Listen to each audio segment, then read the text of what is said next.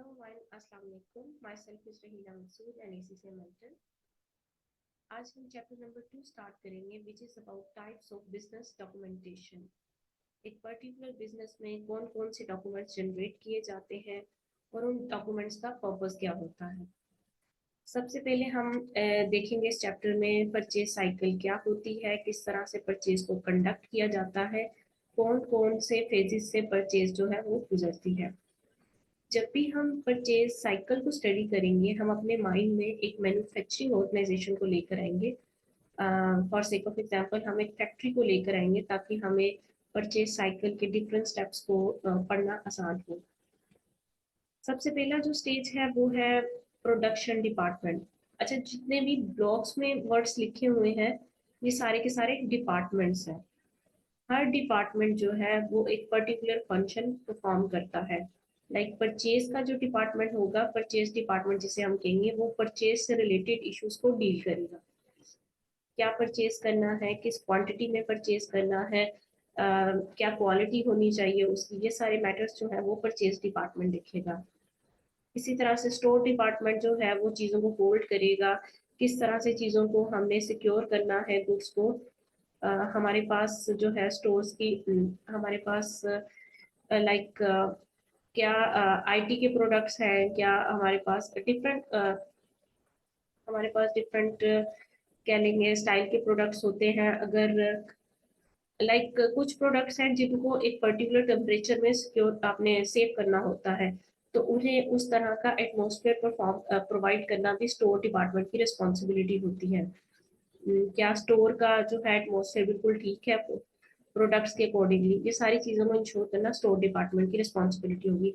इसी तरह से हमारे पास सेल्स डिपार्टमेंट होता है जो सेल्स को इंश्योर करता है, सेल्स से रिलेटेड मैटर्स को डील करेगा। लाइक सेल्स की क्वालिटी क्या होनी चाहिए, कौन से किस तरह की क्वालिटी का प्रोडक्ट हमने कैसे कहाँ कौन से एरिया में सेल करना है, क्या क्वांटिटी हमने जो है अचीव करनी है, सेल्स से रिलेटेड डिस्काउंट्स कितना हमने देना है।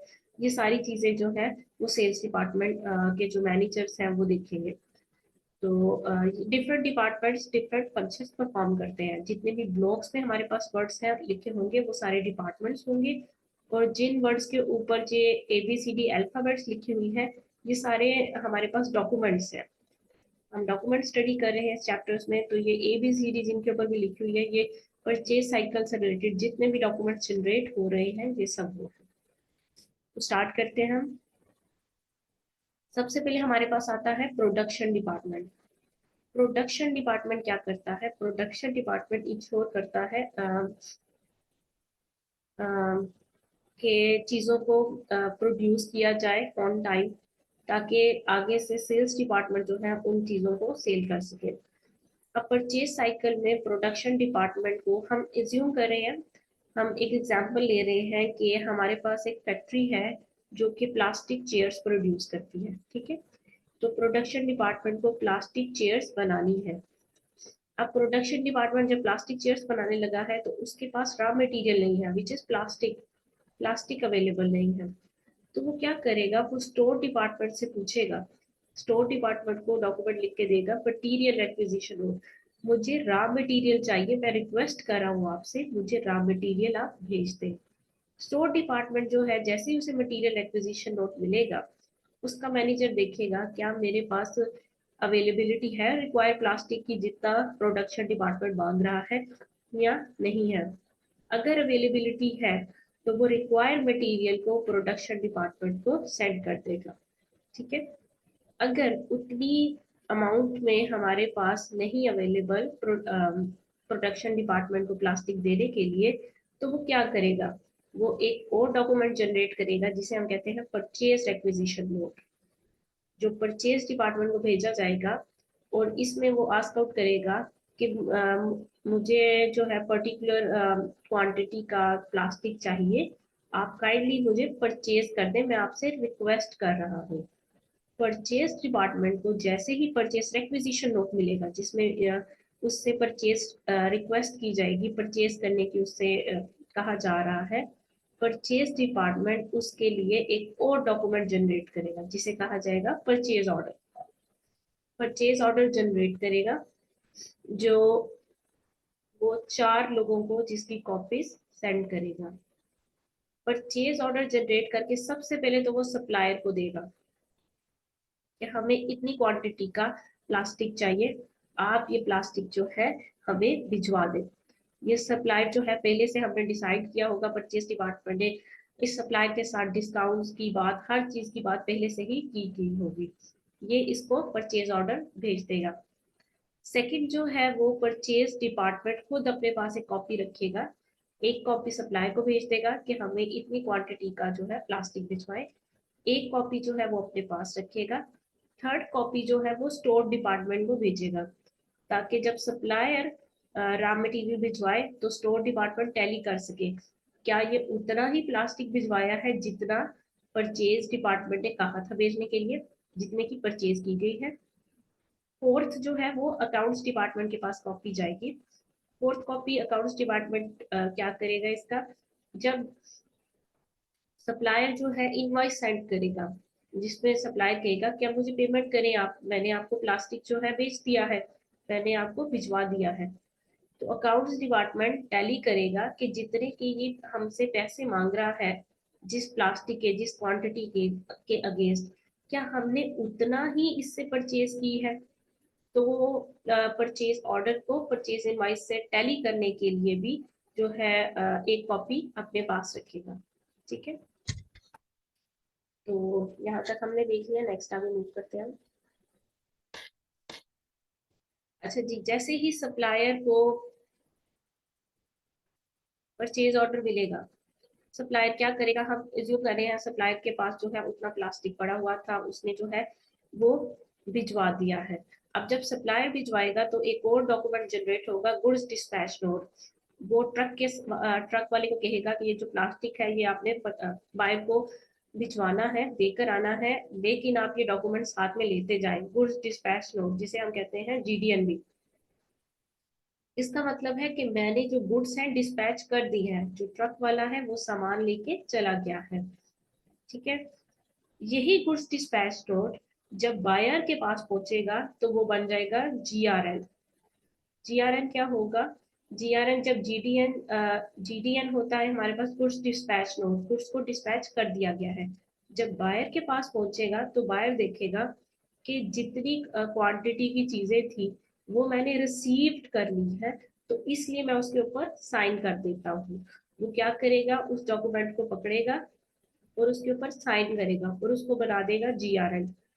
जब सप्लायर ने पहले जो है सेंड की गुड्स, उसके साथ एक डॉक्यूमेंट सेंड किया जिसे हम कहते हैं गुड्स डिस्पैच नोट, ये सारा माल लेके जो आपका ट्रक वाला है वो स्टोर डिपार्टमेंट और बायर के पास आया।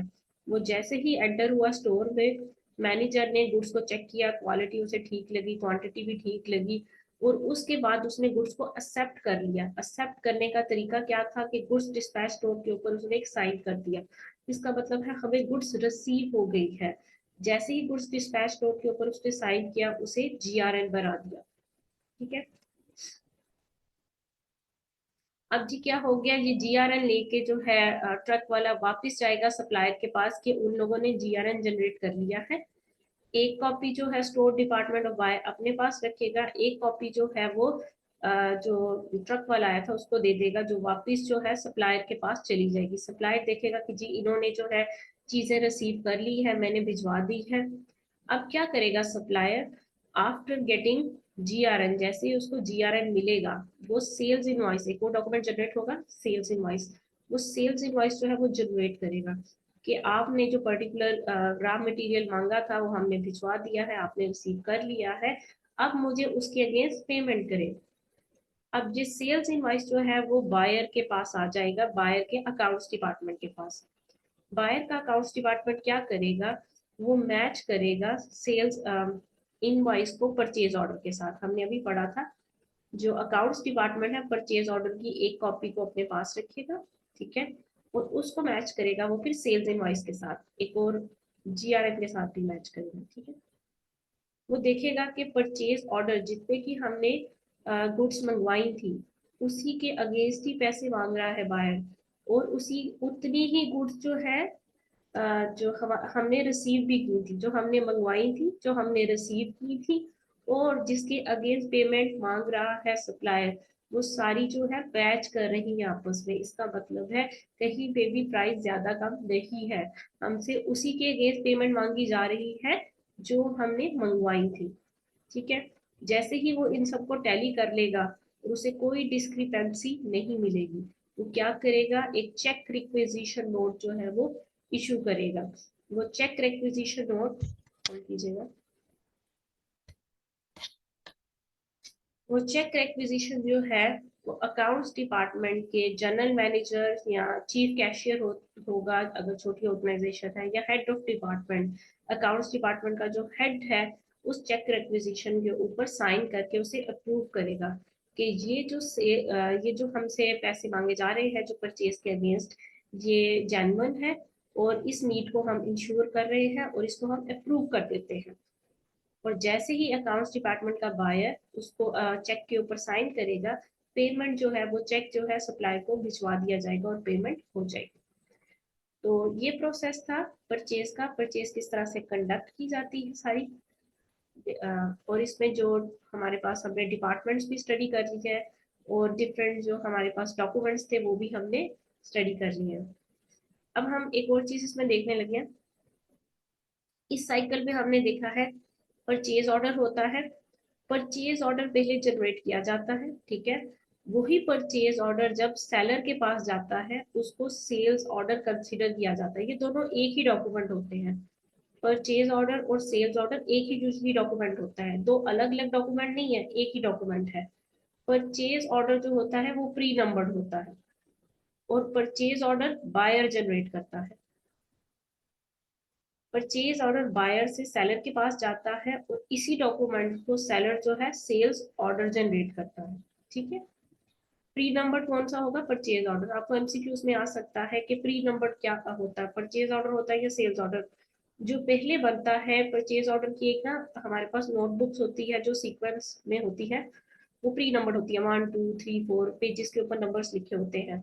तो हम एक एक पेज का ऑर्डर बना के हम सेलर को भेजते जाते हैं। जो सेल्स ऑर्डर होते हैं वो डिफरेंट लोगों से आ रहे होते हैं, तो सेल्स ऑर्डर प्री नंबर्ड नहीं होते हैं। सबसे पहले जनरेट क्या होता है, परचेज ऑर्डर जनरेट होता है, बायर जनरेट करता है और ये प्री नंबर्ड होते हैं। सेल्स ऑर्डर जो होता है ये सेलर साइन करके सेलर उसी डॉक्यूमेंट को सेल्स ऑर्डर कंसिडर करता है, ये प्री नंबर्ड नहीं होता है। और ये प्री नंबर नहीं होता, ये ओरिजिनल भी नहीं होगा, क्योंकि परचेज ऑर्डर जो होता है दैट इज ओरिजिनल डॉक्यूमेंट। उसी ऑर्डर डॉक्यूमेंट को जब सेलर के पास जाएगा उसे ही हम सेल्स ऑर्डर कंसीडर करेंगे। देन हमारे पास आती है इनवॉइस। इनवॉइस जो होता है वो सेलर जनरेट करता है। सेलर इनवॉइस बना के बायर को भेजता है, ठीक है। और सेलर की जो इनवॉइस होती है सेल्स इनवॉइस, जिसे वो अपने ऑर्गेनाइजेशन में सेल्स इनवॉइस कह रहा होगा, वो प्री नंबर्ड होती है। जैसे ही वो इनवॉइस बायर के पास आ जाती है उसे परचेज इनवॉइस कही जाएगी। इनवॉइसेस डिफरेंट सेलर से आती है इसलिए ये प्री नंबर्ड नहीं होती। सेल्स इनवॉइस जो होती है ये प्री नंबर्ड होती है। जीडीएन जो होती है और जीआरएन, ये दो डॉक्यूमेंट्स हैं। इनमें जो जीडीएन है, गुड्स डिस्पैच नोट, ये प्री नंबर्ड होते हैं, ठीक है। सेलर जनरेट कर गुड्स डिस्पैच नोट या इसे सेलर जनरेट करेगा जैसे ही वो चीजें भिजवाता है, ठीक है। ये सेलर जनरेट कर रहा है और ये प्री नंबर्ड होगा। जीआरएन वही डॉक्यूमेंट होता है जीडीएन, उसी को जीआरएन कंसीडर यूजली किया जाता है और ये प्री नंबर्ड भी नहीं होता, ठीक है। आपसे क्वेश्चन पेपर में ये पूछा जा सकता है इनमें से कौन सा डॉक्यूमेंट पहले जनरेट किया जाता है या कौन सा डॉक्यूमेंट प्री नंबर्ड होता है, तो आप इजीली उसको बता सकते हैं।